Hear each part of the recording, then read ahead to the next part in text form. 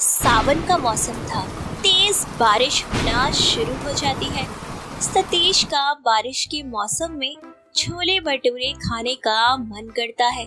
तभी उसकी बीवी राधिका पसीने में भीगी हुई रसोई से बर्तन धोकर कमरे में आती है।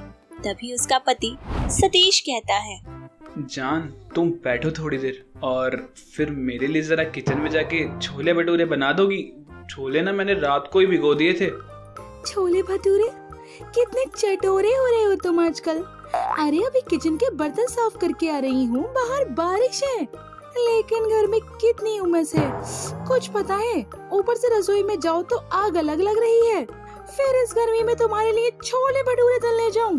हाँ बेबी प्लीज ना, बहुत मन है तुम्हारे हाथ के वो नरम नरम भटूरे खाने का। मैं भी मदद करवा देता हूँ। कितना बढ़िया मौसम हो रहा है, साथ में छोले भटूरे बनाते हैं और फिर साथ में ठूसेंगे। अरे घंटा अच्छा मौसम है, ये थोड़ी सी बारिश आती है उसके बाद गर्मी बढ़ जाती है और तुम छोले भटूरे की बात कर रहे हो। मैं तो सोच रही हूँ आज चाय भी तुमसे ही बनवाऊं। अरे सोचा था तुमसे आज छोले भटूरे बनवा के खाऊंगा, लेकिन अब लगता है कि एक दूसरी बीवी लेकर आनी पड़ेगी। अरे वाह पति देव, आपके लिए मैंने छोले भटूरे क्या नहीं बनाए, आप तो मेरी सौतन को लाने की धमकी देने लगे। अरे जाओ जाओ, जाकर खुद बनाओ और खुद खाओ, आए बड़े सौतन लेकर आने वाले। तभी सतीश गुस्से में बारिश में छाता लेकर छोले भटूरे की तलाश में निकल जाता है। कुछ दूर चलते ही एक ममता नाम की लड़की अचानक उससे टकरा जाती है और उसके छाते के नीचे आ जाती है। उसके हाथ में बैग था जिसमें से छोले भटूरे की खुशबू आ रही थी। तभी सतीश उससे कहता है, अरे आप ऐसे कैसे मेरे छाते में आ गई, दूर हटिए।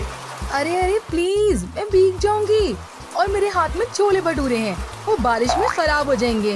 वो क्या है ना, मैं छोले भटूरे की दुकान में मस्त छोले भटूरे खा रही थी कि तभी बारिश आ गई और अब मुझे घर जाना है और कोई बस या टैक्सी नहीं है। यहाँ एक आप ही हो जो छाता लिए दिखे, तो मैं आपके पास आ गई। ठीक है, अरे आप एक काम करेगी, देखिए मुझे भी छोले भटूरे खाना बहुत पसंद है, क्या आप मेरे को अपने साथ छोले भटूरे खिला सकती हैं? हाँ हाँ बिल्कुल, लेकिन हम इसको खाएंगे कहाँ? ऐसे बारिश में खड़े होकर तो नहीं खा सकते ना।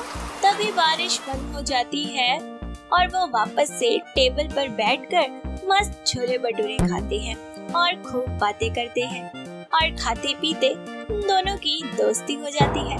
थोड़ी देर बाद सतीश अपने घर आ जाता है। तभी उसकी बीवी बोलती है, और पतिदेव आ गए बारिश में भीगकर, क्या बात है, बड़े अच्छे मूड में दिख रहे हो। हाँ हाँ ठीक है। तुम इस बारिश से बाहर से क्या ठूस कर आए हो सतीश? कहीं फिर से वही तो गंदे तेल वाले छोले भटूरे तो नहीं खाए? हाँ बिल्कुल सही जाना तुमने, खाए हैं, क्योंकि तुम्हें घर में छोले भटूरे बनाने में तो आलस आ रहा था। मैंने इतने प्यार से बोला था तुमको, बस फिर क्या, मैंने खा लिए। कितना स्वाद था, आहा मजा आ गया। इतना कहकर वो कमरे में चला जाता है। समय बीतता जाता है। इत्तेफाक से एक रोज सतीश और ममता की मुलाकात छोले भटूरे की दुकान पर हो जाती है, जहां दोनों एक दूसरे से मिलकर बहुत खुश होते हैं और ममता सतीश से उसका फोन नंबर मांग लेती है। अब दोनों एक दूसरे से फोन पर बातें करने लगते हैं। अब ममता सतीश के सामने वाले घर में रहने आ जाती है और एक रोज एक प्लेट छोले भटूरे लिए सतीश के घर की घंटी बजाती है। तभी राधिका दरवाजा खोलती है। ममता झट से अंदर चली जाती है। उसे घर के अंदर देख सतीश हैरान हो जाता है। तभी राधिका कहती है, अरे ओ छोले भटूरे वाली मैडम, कहाँ घुसी चली आ रही हो? ओ कौन तुम, और बिना पूछे मेरे घर में कैसे आई? अरे तुम मुझे नहीं जानती, अरे मैं तुम्हारी नई पड़ोसन हूँ, मेरा नाम ममता है। और हाँ, तुम्हारे पति ने मेरे बारे में नहीं बताया क्या?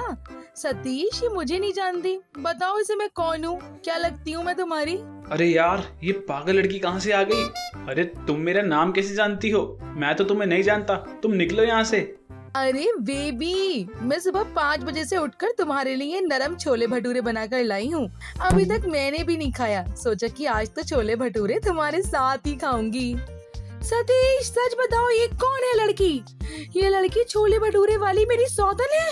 देखो राधिका, मैं तुम्हें सब समझाता हूँ। ये बात सुनकर तो राधिका का पारा हाई हो जाता है और वो गुस्से में कहती है, सतीश, मैंने उस दिन तुम्हें छोले भटूरे क्या नहीं खिलाए, तुम सच में मेरी सौतन ले आए। मेरी तो किस्मत ही खराब है, समझ नहीं आ रहा क्या चल रहा है यहाँ पर। मैं इस घर में अब एक पल भी नहीं रह सकती। राधिका नहीं, तुम कहीं नहीं जाओगी, प्लीज। ओहो सतीश, जाने दो ना इसको, मैं हूँ ना तुम्हारे साथ। मैं तुम्हें मस्त अलग अलग तरह के भटूरे खिलाऊंगी। तभी राधिका गुस्से में अपने कमरे में चली जाती है और कुछ देर के बाद घर छोड़ने का ख्याल भूलकर अपनी सौतन को वहाँ से भगाने का प्लान बनाने लगती है।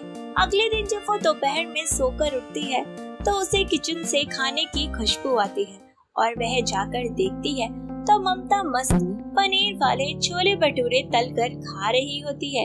ये देखकर राधिका कहती है, अरे ओ सौतन जी, तुम नशे वशे करती हो क्या? जब देखो ये छोले भटूरे खाने की बैठ जाती हो। अरे ये कोई समय है क्या छोले भटूरे खाने का? क्यों, छोले भटूरे के समय देखकर खाए जाते हैं। मेरा मन किया तो मैंने बना लिए। ये तेल तुम्हारे पापा नहीं छोड़ गए हैं यहाँ। सुन लो मेरी भी एक बात, अगर रसोई में बिना मुझसे पूछे कुछ बनाया तो तुम समझ जाओ।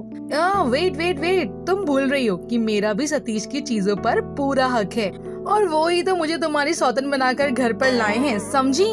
राधिका को उल्टा जवाब देकर ममता छोले भटूरे खाते हुए वहाँ से चली जाती है। इसी तरह ममता अब रोज छोले भटूरे बनाकर खाया करती थी। ये देखकर राधिका परेशान हो जाती है। वो छोले भटूरे बनाने का सारा सामान छुपा देती है और खुद से कहती है, ममता बेटा, अब देखती हूँ तो छोले भटूरे खाने छोले भटूरे कैसे बनाती है। मेरे घर का राशन का नाश कर रखा है। राधिका वहाँ से चली जाती है। कुछ ही देर बाद ममता रसोई में देखती है तो सारे डब्बे खाली पड़े होते हैं। ना तेल होता है ना मैदा। उसे कुछ समझ नहीं आता कि सारा सामान कहाँ चला गया। अच्छा, छोले भटूरे बनाने का सामान राधिका ने कहीं छुपा दिया है। लेकिन बेटा, कब तक मुझे छोले भटूरे बनाने से रोक पाओगी? आज नहीं तो कल मैं फिर से बना लूंगी। राधिका की छोले भटूरे खाने वाली सौतन एक ही रात में छोले भटूरे बनाकर घर का तेल मैदा खत्म कर देती है। साथ ही ऐसे हमेशा छोले भटूरे खाने के कारण वह गंदे भयंकर बात भी मारती है, क्योंकि मैदा खा खा कर उसके पेट में गैस जो बन जाती थी। अपने छोले भटूरे खाने वाली सौतन से छुटकारा पाने के लिए एक रोज जब उसकी सौतन छोले भटूरे बनाने के लिए प्याज काट रही होती है, तभी राधिका छोले भटूरे बनाने वाले घोले हुए मैदे में जमाल घोटा मिला देती है और मन ही मन कहती है, आज के बाद इस सौतन को छोले भटूरे के नाम से ना नफरत हो जाएगी, तो मेरा नाम भी राधिका नहीं। राधिका अपना काम करने लगती है। ममता उसी जमाल घोटे मिलाए हुए मैदे से भटूरे तल लेती है और कुछ देर बाद सारे भटूरे सफा चट कर जाती है। थोड़ी देर बाद जमाल घोटा अपना असर दिखाना शुरू कर देता है और ममता पेट पकड़े बाथरूम की तरफ ओलंपिक की रेस की तरह भागने लगती है, जहाँ पहले से ही राधिका अंदर बैठी होती है। अरे बाथरूम में कौन घुसा है? बाहर आओ, मुझे जोर की लगी है। अरे सौतन जी, मैं हूँ, थोड़ा रुकिए। अरे समझो राधिका, थोड़ी देर में बहुत देर हो जाएगी, प्लीज बाहर आओ जल्दी। कुछ देर बाद राधिका बाहर आती है।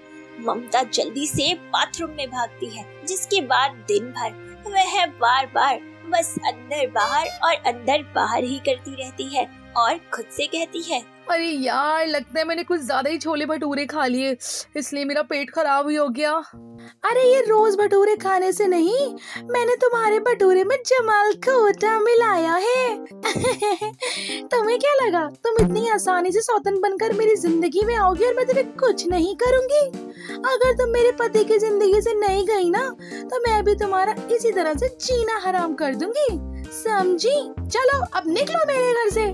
ममता फटाफट बिना कुछ सोचे तुरंत उस घर से निकल जाती है और सतीश के पास आने का ख्याल अपने दिमाग से निकाल देती है।